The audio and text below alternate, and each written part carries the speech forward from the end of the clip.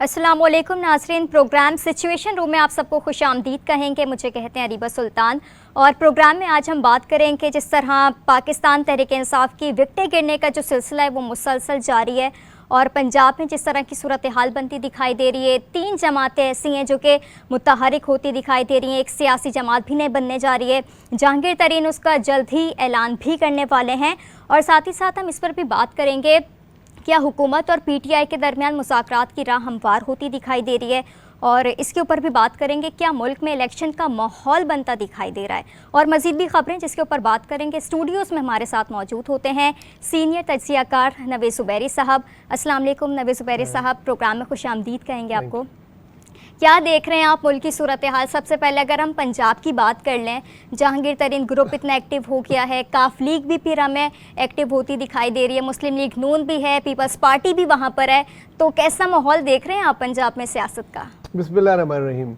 मुझे कुछ 2002 याद आ रहा है, जब उस वक्त काफ लीग बनी थी, इसी तरीके से मुस्लिम लीग नून से निकल के लोग काफ लीग में जा रहे थे। कुछ 1-2 पीपल्स पार्टी से भी गए थे, लेकिन हर रोज सुबह शाम प्रेस कॉन्फ्रेंस होती थी जी। अब कुछ वैसा ही माहौल है और हर घंटे 2 घंटे बाद प्रेस कॉन्फ्रेंस होती है और लोग इनकी पार्टियां छोड़ रहे हैं, लेकिन पीटीआई की पार्टी छोड़ रहे हैं। लेकिन सबसे अहम बात जो इस वक्त अब नज़र आ रही है, अब जब वो 9 मई का मलबा जो है वो बैठता जा रहा है और वो तूफान थोड़ा सा थमता नज़र आ रहा है, उसमें जो कुछ थोड़ी शक्ल नज़र आ रही है, उससे खद ख्वाल ये है कि इसका मेन खिलाड़ी अब सामने आ गया है परवेज़ इलाही की शक्ल में। सही, परवेज़ इलाही की गिरफ्तारी कोई मामूली नहीं है, वो इन सब में सबसे सीनियर घाग और टाइम टेस्टेड पॉलिटिशियन। बिल्कुल बिल्कुल।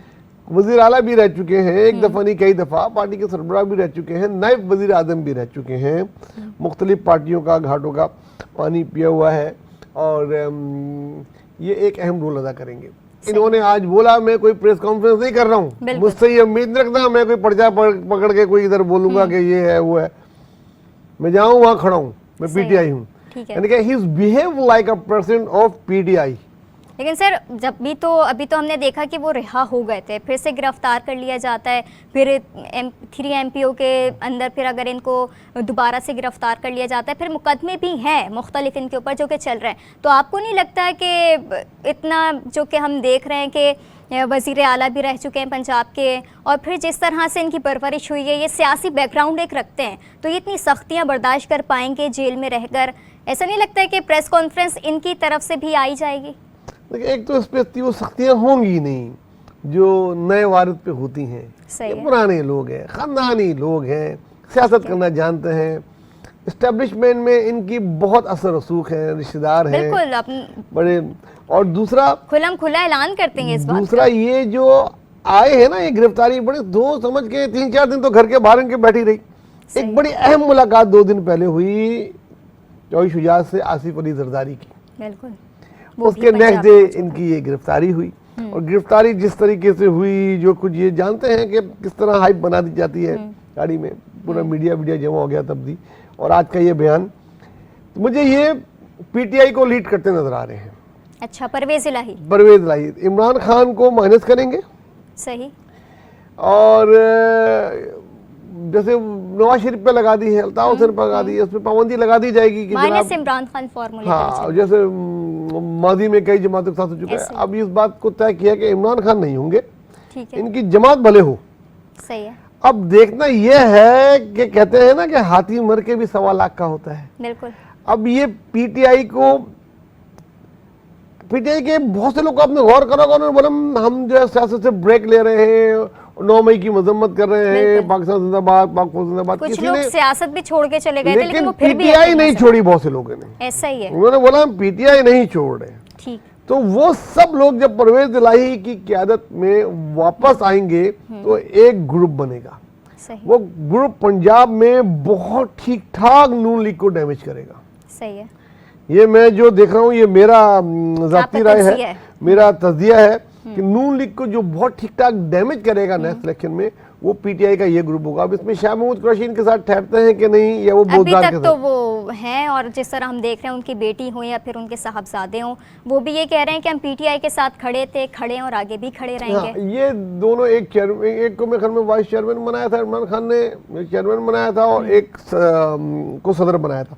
ये दोनों मिलके बाकी लोगों को जमा करके अगले 4-5 महीनों में ये लेके जाएंगे इलेक्शन की तरफ, और इलेक्शन की तरफ लेके जाएंगे। और इमरान खान जेल में हो कि रेल में हो कि बाहर हो, उनका ये एक बयान भी आ जाना कि इनको सपोर्ट करो, बड़ा फर्क पड़ जाएगा वोट बैंक में नून लीग के, मतलब तो नून लीग के वोट बैंक में फर्क पड़ जाएगा। हाँ, उनके पास से चला जाएगा वो। ठीक है, तो इमरान खान इस सिचुएशन पर मान जाएंगे, क्योंकि हम देखते हैं कि वो अपने फैसलों से, अपनी बातों से पीछे हटते नहीं है। वो ये मान जाएंगे कि उनको माइनस करके उनकी पार्टी को आगे लेकर जाया जाए? देखिए, उनके पास कोई चॉइस नहीं रहेगी। अच्छा, चॉइस नहीं होगी। ठीक, ऐसे में चॉइस दी नहीं जाती, बताया जाता है कि आपने ये करना है, पूछा नहीं जाता, उनसे पूछा नहीं जाएगा। वो एहतजाज की कॉल देने के उसमें है नहीं। बिल्कुल। और ये जो दूसरे जो है, जो उनके लोग थे, वो एक तरीके से उनको बहुत से लोग जो उनके राइट लेफ्ट थे उनको वो देख लिया। बिल्कुल। बोझदार बड़ा नाम वसीम अकरम प्लस बना के रखा। ऐसे ही उसने अभी मेरे में कोई जुमला आ रहा था, अल्लाह को शुक्र है रुक गया। अच्छा। वो तो बिल्कुल जिसे कहते हैं डक पे आउट हो जाता है ना, 0 पे। तो वो ऑस्ट्रेलिया में जब जाते हैं क्रिकेट खेलते हैं, डक पे आउट होता है तो एक निशान बना आ रहा होता है। सही है। तो वो समझ तो गए होंगे आप लोग, तो वो कर दिया उन्होंने।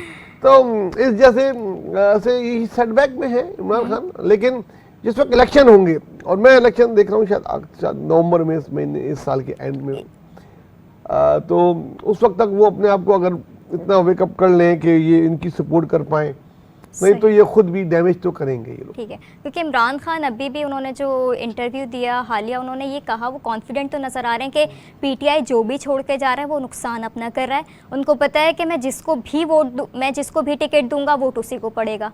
तो आप नहीं समझते कि ये जो पीटीआई छोड़ के चले गए हैं, जिस तरह फवाद चौधरी भी हम देख रहे हैं कि एक ग्रुप को लीड करते हुए नज़र आ रहे हैं, वो फिर शाह महमूद कुरैशी के पास भी गए थे, उनसे बातचीत भी की गई, तो इनका ग्रुप किस तरफ आपको जाता दिखाई दे रहा है? या फिर से ये पीटीआई में आना चाह रहे हैं, ये आ सकेंगे, या फिर ये जहांगीर तरीन के ग्रुप में जाना चाहते हैं? ये बड़ा अच्छा सवाल किया आपने।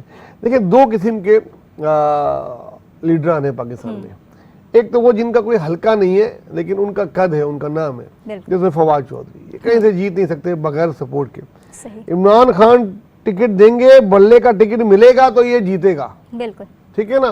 पीएस पार्टी तीर का निशान देगी तो ये जीतेगा। सही है। इसका कोई अपना वजन नहीं है, उसका वैसे वजन बहुत ज्यादा है, ओवरवेट है, भागा नहीं जाता, तो फिर जाहिर है सांस भी फूल लेकिन जाती है। इसका जो है ना पॉलिटिकल वेट नहीं है, लेकिन एक मीडिया में आके नॉनसेंस क्रिएट कर सकता है, एक फेस है, एक पॉलिटिकल इसका अच्छा इमेज बोल है। सकते हैं, बिल्कुल प्रोपेगेंडा अच्छा कर लेते हैं। लेकिन ये अगर पीटीआई की उसके बगैर लड़ेगा तो ये गया। ठीक है। जहांगीर तरीन वो ग्रुप बनाते हैं जो इलेक्टेबल हैं, ऑलरेडी जीत वाले हैं। ये तो चीमा है, ये तो चौधरीज हैं, वहाँ पे कुछ जहांगीर तरीन है जिनका अपना वोट बैंक है, जो बड़े जागीरदार हैं, जमींदार हैं, पुराने खानदानी जीतते आ रहे हैं, उनको एक जगह ये जमा कर लेते हैं। सही है। वो 10-15 जो 20 एमएनए जितने भी क्रिएट कर पाए, ये एक प्रेशर ग्रुप होता है। सही है। जैसे फर्स्ट करें पीपल्स पार्टी 140 सीटों के साथ खड़ी हुई है, और कोई भी दूसरी पार्टी पीटीआई है वो 130 सीटों के साथ खड़ी है, तो इनके पास जो 20-25 एमएनए होंगे, 30 एमएनए होंगे, ये जिसके साथ जाएंगे वही गवर्नमेंट बनाएगा। ऐसा ही है, तो ये उस किस्म का प्रेशर वो रखा जाता है। अच्छा। ताकि किसी का एब्सोल्यूट मेजॉरिटी नहीं हो। लेकिन जहांगीर तरीन के इलेक्टेबल होते हैं, और दूसरी पार्टी के पास जिसको टिकट दे दे वो। तो इमरान खान सही कह रहे हैं, जिसको मैं टिकट दूंगा वही जीतेगा, पंजाब में या जहाँ उनका हल्का है। तो चौधरी जैसे लोगों को जुड़ा रहना चाहिए इनके साथ, वरना कहीं के नहीं रहेंगे। ठीक है, तो अगर हम ये देखें कि पीपल्स पार्टी की भी मैं आपसे बात करना चाहूँगी, और तमाम तर सियासी जमातें तो वहाँ पे मुतहरिक हैं पंजाब की सियासत में, और आसिफ जरदारी साहब भी वहाँ पर मौजूद हैं, वो भी मुलाकातें कर रहे हैं, वो भी गठजोड़ करने की कोशिश कर रहे हैं। तो आपको पंजाब की सियासत में पीपल्स पार्टी का क्या मुस्तकबिल दिखाई दे रहा है? इस वक्त पाकिस्तान की सियासत का जो महवर है वो है पंजाब। बिल्कुल। वैसे भी पंजाब से जो जीतता रहा है हमेशा वो हुकूमत बनाता रहा है। ऐसे ही। अब ऐसा नहीं होगा।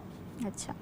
अब ऐसा इसलिए नहीं होगा कि अगर पंजाब की 130 सीटें हैं तो वो डिवाइड हो जाएंगी किसी जैसे कि मुस्लिम लीग को हार्डली 30 सीटें मिलेंगी, अब उनकी वो नहीं रही। ये भी मैं बड़ी दिल पे हाथ रख के बोल अच्छा, रहा हूँ कि सही पीडीएम की है कि शायद 30 सीटें इनको मिल जाए। बाकी रहा जो पीटीआई की बाकियात होगी, जो भी उस वक्त होगी, अगर उसको इमरान खान की सपोर्ट हो गई तो वो भी 30 से 40-50 सीटें वो भी ले जा सकती है। फिर पीपल्स पार्टी है, पीपल्स पार्टी खुद अब इस पोजीशन पे आ गई है, जितने इलेक्टेबल लोग उनमें शामिल हो रहे हैं और दिन ब दिन हो रहे हैं, और ज़ाहिद साहब ने वहाँ पे जितना डेरे डाल लिए हैं वो बहुत अच्छी तोड़ जोड़ की सियासत करते हैं। बिल्कुल ऐसे ही है। और वो तो कौमी हुकूमत पहले भी बना चुके हैं और बुरे से बुरे हालात में उन्होंने अपने 5 साल पूरे किए, सदर के भी और उनका पीएम भी, तो वो जानते हैं। तो उसकी तैयारी में वो भी तकरीबन 40-45 सीटें लेने के चक्कर में हैं कि कितने कम से कम मुझे इतनी मिल जाए और इतनी ही जहांगीर तरीन 4 मतलब देखें 120-130 सीट हो जाती है, 5-10 जो होते हैं वो आज़ाद भी जीतते हैं। तो वो इस चक्कर में है, मैं अपनी सीट के साथ साथ जो है ना, मैं एक तरीके से वो जहांगीर तरीन से भी बढ़ा रहे होंगे इलेक्शन के दौरान। काफ लीग का भी आप अगर इसके ऊपर भी कमेंट करते हैं कि वो मजबूत हो गई या फिर बस एक ऐसी हाइप क्रिएट हो रही है कि लोग वहाँ पे भी जाके शमूलियत इख्तियार कर रहे हैं? मैं चाह के भी नहीं कह सकता, चाह के भी नहीं, क्योंकि मुझे पता है कि काफ लीग खत्म हो चुकी है। जिस वक्त काफ लीग मर्ज हुई है ना, जी उस वक्त ही काफ लीग खत्म हो गई थी। चौधरी शुजात रह गए हैं, उनकी सेहत ही नहीं ऐसी कि वो सियासत कर सकें, उनकी सेहत ही नहीं ऐसी कि वो इलेक्शन लड़ सकें। अगर वो लड़ भी लिए और वो कमीशन में जाएंगे तो वो जिस तरह बैठे होंगे तो वो एक एक्टिव रोल अदा नहीं कर सकते। एक सेरेमोनियल हैसियत है उनकी, लोग चले जाते हैं, उनसे मिल लेते हैं, उनका बेटा बैठा होता है, उनसे बात होती है। उसकी एक आध सीट है, एक आध सीट वाली पार्टी ऐसी होती है जैसे शेख रशीद कहाँ है पता नहीं है, पता नहीं किधर किस पलंग के नीचे छुप के बैठे हुए, इस किस्म की पार्टी रह जाएगी। तो ये इस किस्म की छोटी पार्टियां खत्म हो जाएंगी इस इलेक्शन में। अच्छा, बहुत सारी छोटी पार्टियां इस अगले इलेक्शन में खत्म, क्योंकि इलेक्शन की बात अब स्टार्ट हो ही गई है। तो फिर हम पहले तो देख रहे थे कि इलेक्शन होता हमें दिखाई नहीं दे रहा था, लेकिन अब जो सूरत हाल बनती दिखाई दे रही है, लग रहा है कि इलेक्शन इस साल हो जाएगा। और अभी आपने भी ये बात की, तो सबसे पहले तो इलेक्शन आपको होता कब दिखाई दे रहा है, और दूसरा ये भी कॉमेंट कीजिएगा कि कौन सी जमात आपको लगता है कि आगे आएगी, कौन सी जमात मजबूत है और कौन सी सियासी जमात इस बार पाकिस्तान में अपनी हुकूमत बना पाएगी। इतने मुश्किल एक साथ बहुत सारे आपने रैपिड फायर कर दिए। यस, इलेक्शन मुझे होता नज़र आ रहा है। ठीक है, इसकी सबसे बड़ी वजह है कि पार्लियामान में जो पीपल्स पार्टी है वो ये कह रही है इलेक्शन अपने टाइम पे होंगे और हम बढ़ने नहीं देंगे। सही। अगर इतनी बड़ी पॉलिटिकल पार्टी स्टैंड ले रही है कि इलेक्शन टाइम पे हो, पीटीआई का शुरू से मौक़िफ़ रहा है, ठीक, तो ये इलेक्शन होते नज़र आ रहे हैं। सही। ये बजट आ जाएगा तो बजट के बाद ख़त्म हो जाएगी, ये मैक्सिमम अगस्त में ख़त्म हो जाएगी, तो अक्टूबर या नवंबर में ये इलेक्शन होते नजर आ रहे हैं 2023 में। अगर कोई खुदा ना खाता कोई लास्ट ईयर जैसी तूफानी बारिशें ना हो जाए, तूफान सैलाब ना हो जाए, तो ये अदरवाइज मार्च में 2024 में, लेकिन मोस्ट प्रोबेबली 2023 नवंबर। ठीक है। अच्छा, नेक्स्ट आपकी बात की कौन सी पार्टी नजर आ रही है? बिल्कुल, तो पलड़ा किसका भारी दिखाई दे रहा है आपको अब तक? इसमें अगर हम एनालिसिस करें, जो भी हम तजिया निगार हैं, आपस में भी बैठते हैं, बात करते हैं, और जो जोड़ तोड़ की सियासत पिछले 4-5 महीने से देख रहे हैं, बड़ा बगौर देख रहे हैं। वैसे अभी तो प्रेडिक्ट करना बड़ा मुश्किल है कि क्या हो रहा है, क्या नहीं, जिस तरह से चेंजेस आ रही हैं। अभी जो खुद-ख्वाले हैं कि कम से कम पीपल्स पार्टी एक जमात है जो सिंध में सिक्योर है, सिंध में पीपल्स पार्टी बड़ी लीड लेकर आएगी। ठीक है। साथ में बलूचिस्तान उन्होंने सिक्योर किया। बलूचिस्तान के जितने भी इलेक्टेबल लोग हैं उसमें से 15 से 16 उन्होंने के करीब जितने ही हैं उन्होंने वो ले लिए। जो वज़ीर रह गए हैं उनका भी आपस में कमिटमेंट हो गया है कि वो उसके बाद वो भी शामिल हो जाएंगे। तो अगर उनको 2 सूबे लेके वो आते हैं मरकज में, अब पंजाब से अगर उनको 30 से 40 सीटें मिल जाती हैं तो पीपल्स पार्टी इस पोजीशन में आ जाएगी कि वो नेक्स्ट हुकूमत बना सकती है किसी की मदद से। 2/3 अक्सरियत के साथ 2/3 तो नहीं हो सकती, इवन सिंपल मेजॉरिटी भी नहीं हो सकती, लेकिन 10-15 एमएनए मिला के हुकूमत बना लेगी वो। मुझे ये लगता है अभी की जो पोजीशन है। अब पाकिस्तान है, अगले 2 महीने में क्या हो जाए कुछ पता नहीं। तो पीटीआई के हवाले से भी आप कमेंट कर दें, आपको नजर आ रहा है इलेक्शन में है पीटीआई इस बार? जी, पीटीआई होगी, माइनस इमरान खान होगी, और इस शेप पे नहीं होगी जिस शेप में है।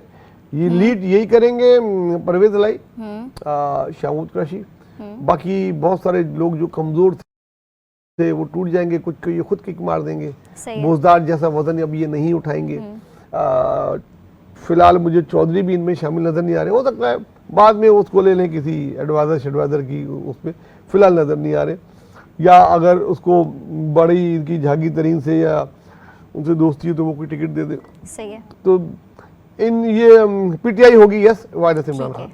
सही है। और एमक्यूएम के हवाले से भी अब बता दें कि क्या मुस्तकबिल है सिंध में भी और विफाक में भी, कहाँ देख रहे हैं आप, क्या पोजीशन है एमक्यूएम की? हाँ, जब मैं एमक्यूएम की बात करता हूँ ना तो मेरे सारे कराची के सारे दोस्त मेरे नज़रों में आ जाते हैं, और फिर कुछ बोलता हूँ तो वो बुरा भी मानते हैं, ना बोलूँ तो मैं खुद मुतमईन नहीं हो पाता। जो ग्राउंड रियलिटी है भाई हमें वो बतानी पड़ती है, बिल्कुल, उसके ऊपर तो बात करनी पड़ती है। मैं चाह के भी ये नहीं बोल सकता कि एमक्यूएम जो है वो जो पीटीआई की 14 सीटें हैं उस पर जीत जाएगी, मुझे ऐसा नजर नहीं आ रहा। ठीक, एमक्यूएम की जो अपनी सीटें थी जो जीती हुई थी 3-4, अगर वो 5-6 तक कर लें अपनी तो बहुत बड़ी बात होगी, बहुत बड़ी बात होगी। और फिर अगर ये देखें, जिस तरह हम पहले भी बात करते रहे प्रोग्राम में अल्ताफ़ हुसैन के हवाले से भी, कि वो माफ़ी तलाफ़ी तो मुसलसल जारी है। अभी भी उन्होंने हालिया एक इंटरव्यू दिया है जिसमें उन्होंने फ़ौज से मुतालिक ही बात की। उन्होंने कहा है कि मैं मानता हूँ तो फ़ौज भी मुझे माने। आपको लगता है कि इनकी माफ़ी कबूल हो पाएगी, इनको माफ़ी मिल पाएगी, या जो हो गया वो हो गया? देखिए, अल्ताफ़ हुसैन का जो करैक्टर ना बड़ा मज़ेदार है, वो यकसुई पे है नहीं। कभी वो गाना गाते हैं कि हमसे भूल हो गई, हमका माफ़ी दे दो, अगले दिन कहते हैं जो तुम करोगे वो हम करेंगे, क्योंकि वो कहते हैं कि कराची आके मैं ही ठीक करूंगा। तो वो पता नहीं दिन कब आएगा कि वो आएंगे कराची। मुझे तो 2 आदमी आते नजर नहीं आते पाकिस्तानी, अल्ताफ़ हुसैन एक, नवाज शरीफ है। लेकिन अगर कभी भी इनसे बात हुई, कभी भी जिस टाइम भी एस्टेब्लिशमेंट ने सोचा इनको माफ करें, और बड़े लोग हैं हो सकता है माफ कर दें, तालिबान को माफ किया, दुश्मनों को माफ किया, अगर इनको माफ कर दिया जाए कोई शराइतों के बाद, इनकी एक्चुअली इनकी कोई गारंटी लेने को तैयार नहीं है। अल्ताफ़ की गारंटी कौन लेगा ना, मतलब कि ये बात है, अगर उसकी कोई गारंटी हो जाए या कोई ऐसी बात हो जाए कि उसकी माफी, तो कराची की हैदराबाद की सियासत में बहुत बड़ा फर्क आ जाएगा, एकदम यू टर्न हो जाएगा विदिन। वही बात है, आवाजें दबी हुई हैं, फिर आवाजें फिर से वो मतलब आना शुरू हो जाएंगी। वो जो लोग उसकी पार्टी के हैं, तंजीमी लोग हैं, उनको दोबारा एक्टिव करने में कोई बहुत टाइम नहीं लगता। जो तंजीमी लोग कारकुनान होते हैं ना, वो जानते हैं उन्हें क्या करना है, कब करना है। लेकिन अभी वो सो रहे हैं, उनका काम नहीं है, इस वाली मुत्तहदा के साथ वो सिंसियर नहीं है, दिल ही नहीं है उनका। ऐसे ही है। और फिर जो सब कुछ हुआ वो सब तभी आप देखें कराची की पोलिंग में 10 से 15% तक नहीं जा पाता। ऐसा ही है। इसकी वजह है कि बहुत से लोग आते ही नहीं वोट डालने, वो घर पे रहते हैं। जबकि आप अंदरूनी सिंध चले जाएं 40% तक जा रहा होता है, पंजाब में बाजी का 50 टच कर रहा होता है, खैबर पख्तूनख्वा में हालांकि औरतों को वोट डालने नहीं देते, जो कि बहुत बुरी बात है, लेकिन फिर भी जो है ना 40 अबव हो रहा होता है। इतना बड़ा शहर जहाँ पे जो बच्चा सियासत करना जानता है, लेकिन वो 15% है। इसकी वजह यही है कि लोग सही। तो आपको बज़ाहिर ये लगता है कि ऐसा होता मुमकिन दिखाई नहीं दे रहा? माफी का, क्योंकि गारंटी नहीं मिल सकती ना। फिर किसी और प्रोग्राम में पूरी बात कर लेंगे। सही है। मैं कोई थोड़ी और उधर से मालूमात ले लूंगा कि हाल फिलहाल क्या चल रहा है, क्योंकि ये बड़ी जल्दी रंग बदलते हैं। लेकिन कहीं ना कहीं बातचीत चल रही है। अगर इनकी माफी से फर्क पड़ता है तो वो इलेक्शन से पहले मुतवक्को होगी। ठीक है। और ये जाहिर है इन सारे सवालों के जवाबात वक्त ही देगा। और इस वक्त जो पाकिस्तान की माशी सूरत हाल है और पाकिस्तान की जो सियासी सूरत हाल है, अब हम देख रहे हैं कि बैरून ममालिक से भी आवाज़ें उठना शुरू हो गई हैं, चाहे वो हम IMF की बातें कर लें या फिर जो ह्यूमन राइट्स ऑर्गेनाइजेशंस है, वो सब आवाज़ें उठाती दिखाई दे रही हैं कि पाकिस्तान में अब सियासी इस्तेहकाम बहुत ज़्यादा अहम हो गया। अब ये नागुज़ीर सूरत हाल हो गई है कि इस्तेहकाम पाकिस्तान में आ जाए। ज़ुबैर साहब, आपका बहुत शुक्रिया, आपने प्रोग्राम में वक्त दिया। नाज़रीन, ये था आज का प्रोग्राम। फिर से हम हाजिर होंगे नेक्स्ट प्रोग्राम में नई खबरों के साथ। तब तक के लिए इजाज़त दीजिए। अल्लाह हाफ़िज़।